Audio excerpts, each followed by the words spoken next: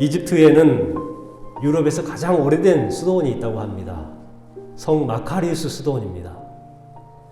성 마카리우스 수도원은 주 360년경에 마카리우스 사제에 의해서 세워졌습니다. 이 수도원이 세워지게 된 동기가 있다고 합니다.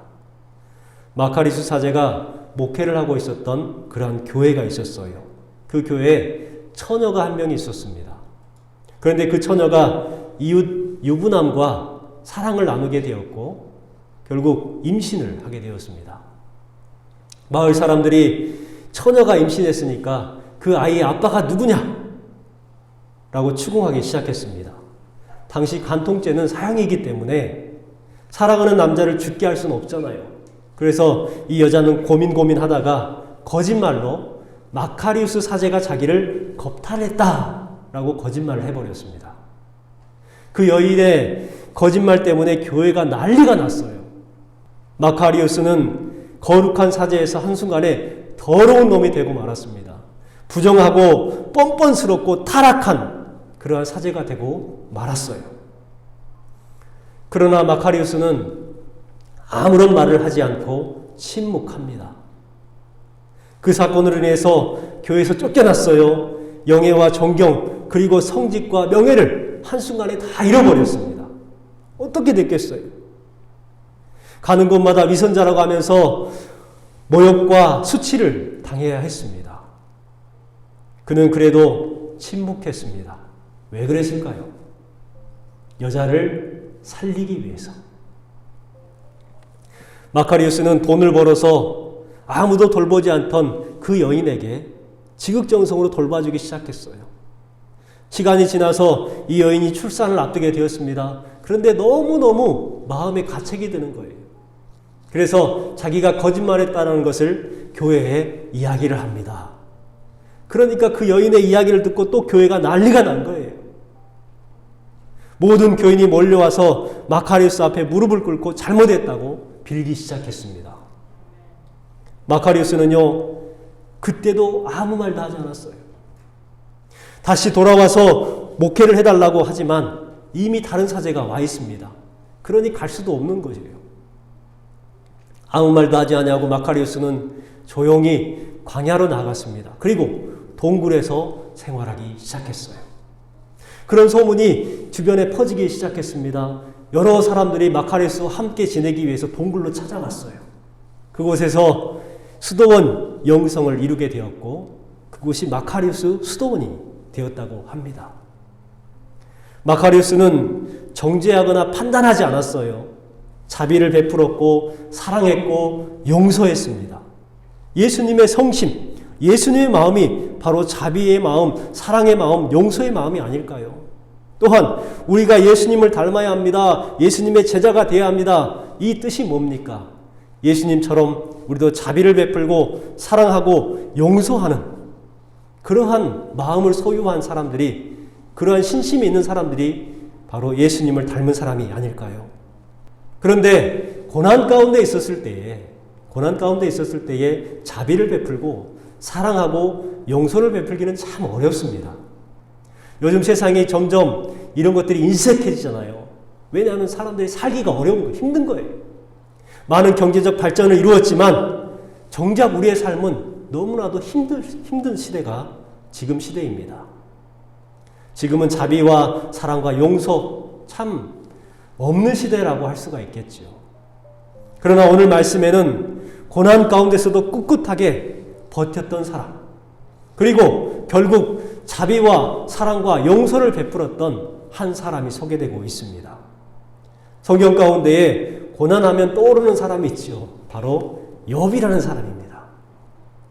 욥은 하나님을 경외했던 사람입니다. 순전하고 정직했던 사람이에요.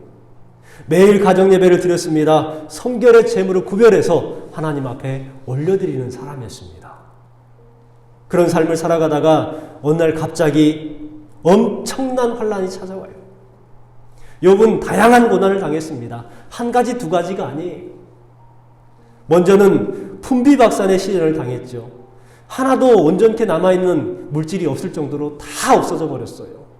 욥은 부자였습니다. 양 7,000마리, 낙타 3,000마리, 소고 500결이, 암나귀가 500마리, 수많은 종들을 거느리고 있던 사람이었어요. 그냥 가축들이 많았던 사람이라고 인식을 하십니까? 그런데 낙타가 3,000마리라고 생각해 보세요. 운송수단이에요, 낙타는. 또 소가 500결입니다. 암나귀가 또 500마리라는 거예요. 암나귀도 짐을 실어 나르는 거잖아요. 오늘날로 한번 생각해 보겠습니다. 영업용 택시나 화물 거대한 트럭 있잖아요. 이런 것들을 7,000대를 가지고 있고, 또 택시가 3,000대를 가지고 있고, 그런 트럭, 조그만 트럭이 5,000대를 가지고 있다고 생각해 보세요. 대단한 부자죠. 엄청납니다. 그러한 많은 물질들이 한순간에 싹 없어져 버렸어요. 풍비박산이 되어버렸습니다. 또한 자식들을 먼저 떠나보내는 시련을 당했죠.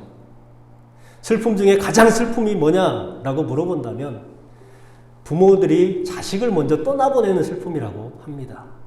욥은 아들 7명, 딸이 3명 있었습니다. 욥의 생일날을 축하하기 위해서 자녀들이 한 곳에 모였어요. 그런데 거대한 돌풍이 불어서 집이 한순간에 무너져 버렸습니다. 자식 10명이 한꺼번에 죽어버린 것이죠. 또한 건강에 시련을 당했습니다. 온몸에 악창이 돋아나기 시작해요. 온몸이 가려워서 견딜 수 없는 상태가 되었습니다. 얼마만큼 악창이 심했냐면 친구들이 찾아와가지고 욥을 봤을 때에 욥을 알아보지 못했어요. 그 정도로 악창이 심했다는 거예요. 또 친척과 친구들을 통해서 시련을 당합니다. 모든 것을 잃어버렸고 몸에 병이 들었어요. 그 모습을 보고 주위 사람들이 찾아와가지고 조롱하기 시작합니다.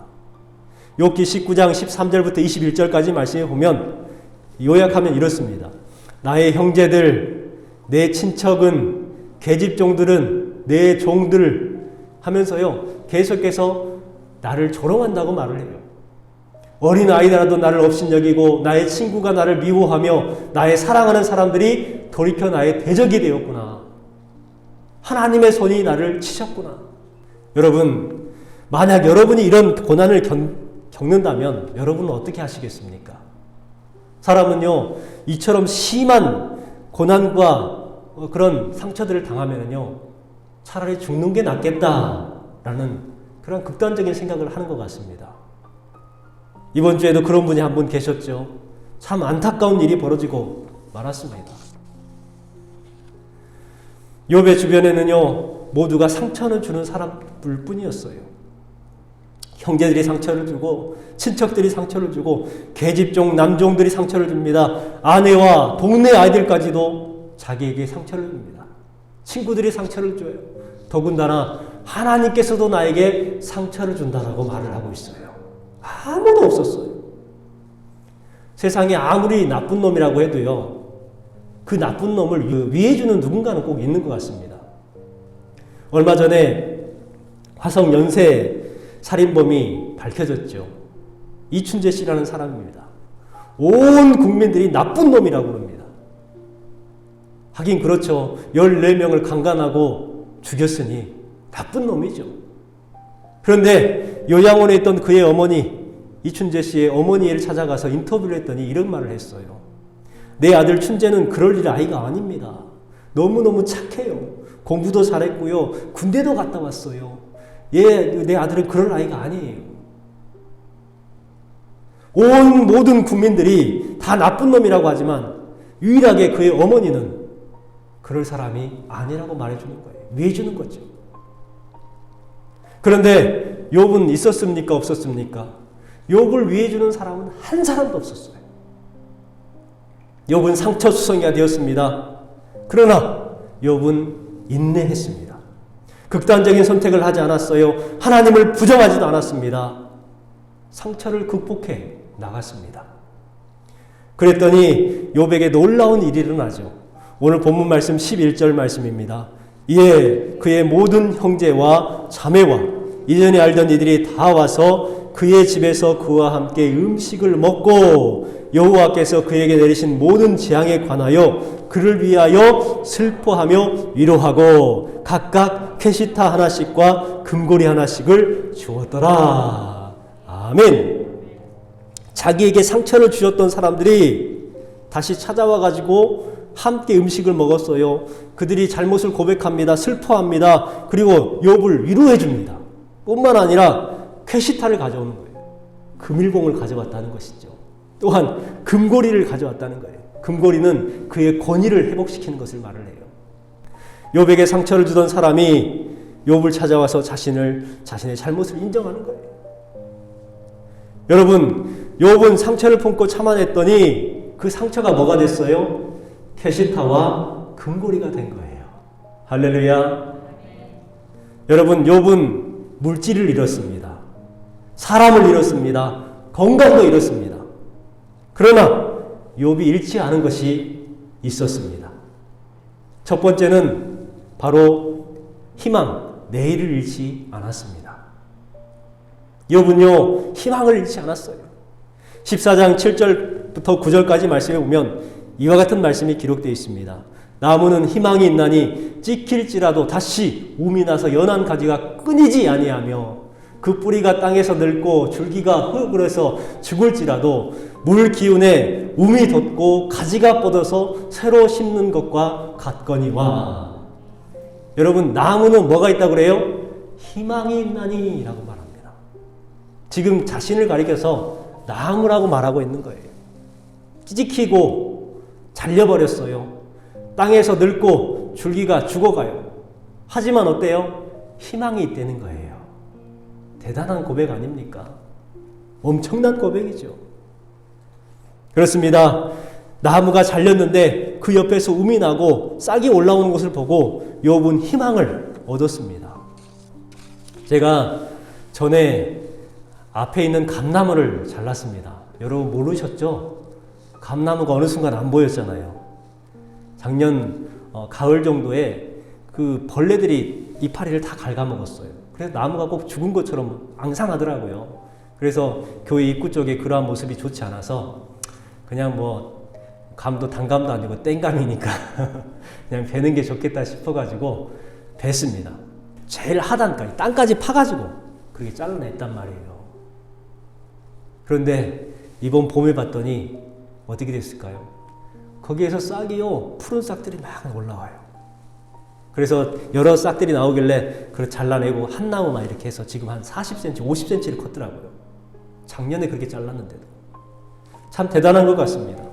여러분 사진에 보시면 지난해에 산불 때문에 홀라당 타버린 나무입니다.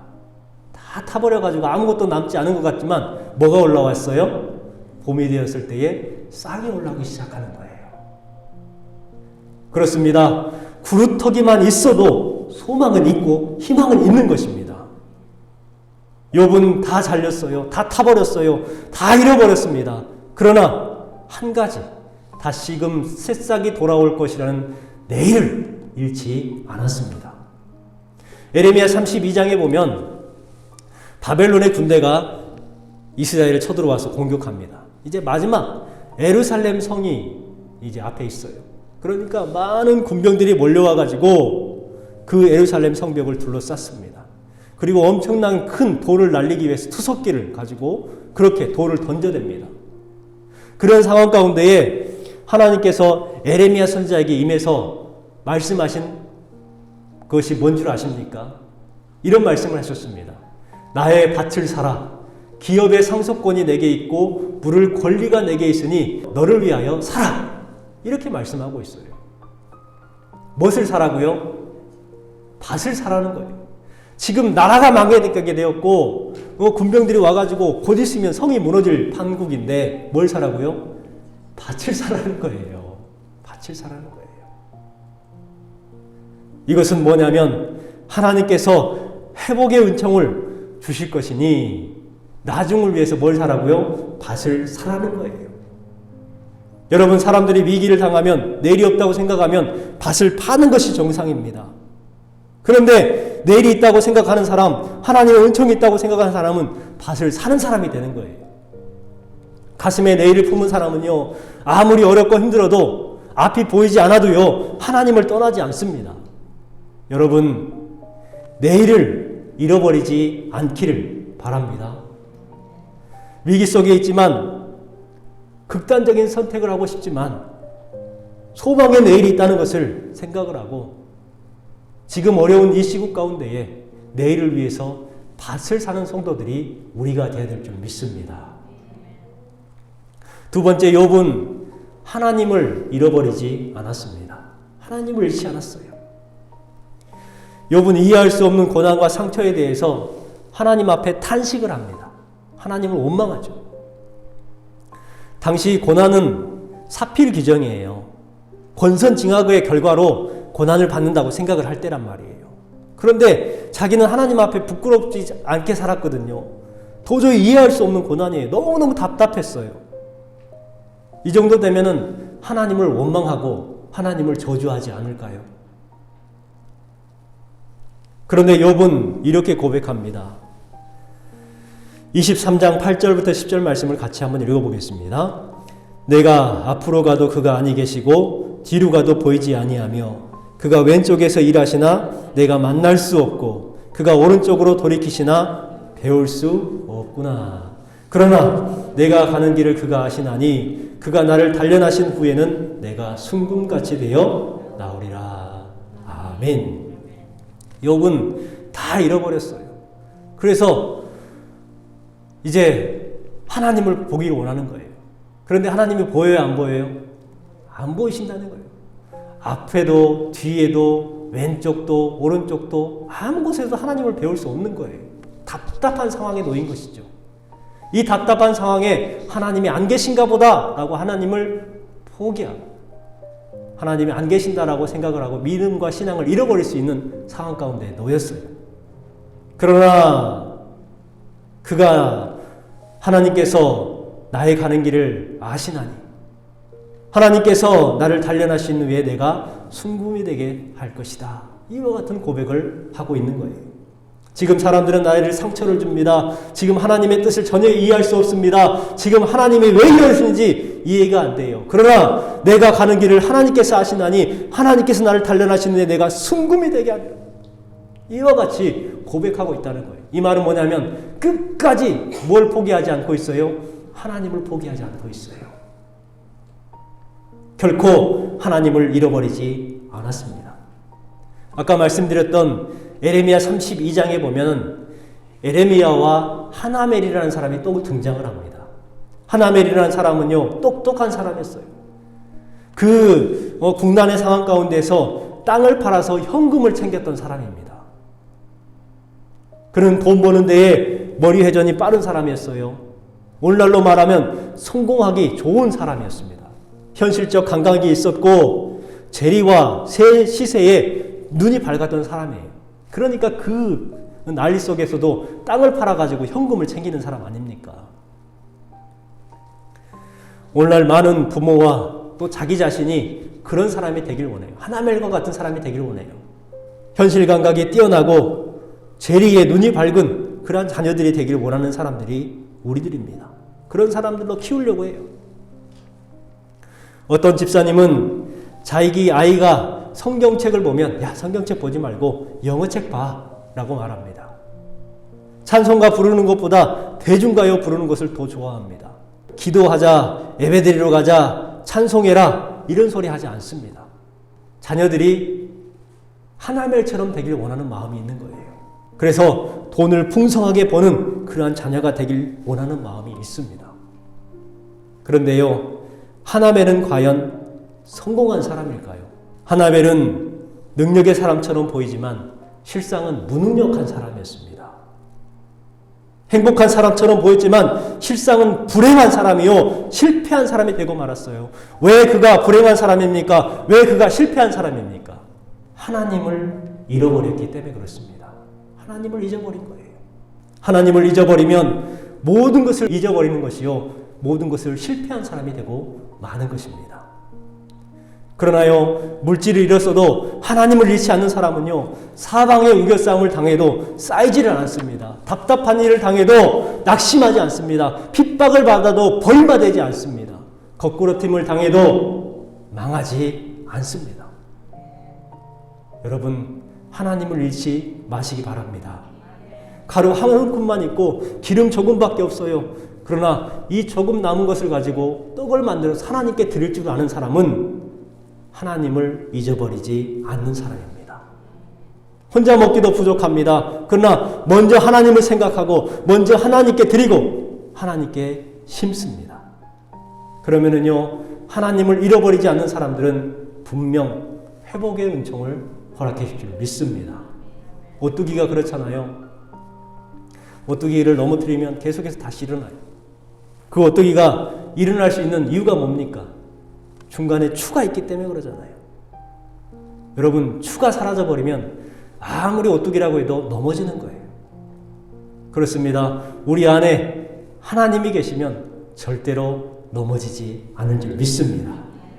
마지막으로 욥은 기도를 잃지 않았습니다.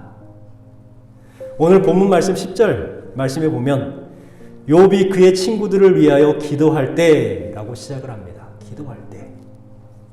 욥이 누구를 위해서 기도했어요? 친구들을 위해서 기도할 때에. 여러분, 기도할 때 무슨 일이 일어났습니까? 여호와께서 욥의 공경을 돌이키시고 여호와께서 욥에게 이전 모든 소유보다 갑절이나 주신지라. 언제요? 기도할 때. 여러분, 기도는요, 만사를 변화시키는 능력이 있습니다. 기도를 잃지 마시기 바랍니다. 욥은요, 먼저 하나님과의 관계를 회복하죠. 그래서 42장 5절 말씀에 보니까 내가 주께 대하여 귀로 듣기만 하였사오나 이제는 눈으로 주를 배웁나이다. 이렇게 고백합니다. 하나님과의 관계가 회복돼요. 그리고 나서 또 기도함을 통해서 무슨 관계가 회복되냐면 친구들과 지인들과의 관계가 회복되기 시작합니다. 사람들과의 관계가 회복되는 것이죠. 그 회복은 언제부터 가능하느냐? 그들을 위해서 기도할 때부터 시작된다는 거예요. 여러분, 그랬더니 하나님께서 모든 것을 회복하기 시작하는데 이전보다 갑절의 회복의 은총을 허락해 주셨다고 말씀합니다. 여러분, 욥의 이름의 뜻이 뭡니까? 욥의 이름의 뜻은 적을 가진 자라는 뜻입니다. 욥은 의로운 사람이었고 부러울 것이 없는 사람이었지만 정작 누가 있었냐면 주변에 적들이 많았어요. 그러나 그가 결국은 울부짖고 회개하고 하나님 앞에 돌아왔을 때에 그 모든 관계가 회복이 되었습니다. 그렇습니다.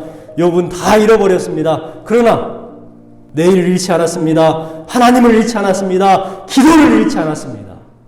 우리가 이러한 국난 가운데 이러한 힘든 때에 무엇을 해야 하겠습니까? 세상 사람들처럼 걱정하고 혹시나 내가 코로나에 전염되지 아니할까 노심초사하면서 지내는 것이 아니라 이러한 때 우리가 하나님 앞에 기도해야 할 때라고 생각을 합니다. 여러분, 온전히 기도하시기 바랍니다. 그러면 나에게 상처를 주었던 모든 상황과 사람들이 금조각을 갖고 그 캐시타를 가지고 금고리를 가지고 와서 함께 화해하고 위로하는 때가 분명히 임하게 될 줄 믿습니다. 여러분, 힘내시고 온전히 하나님을 의지하시는 여러분 되시기를 주님의 이름으로 축원합니다.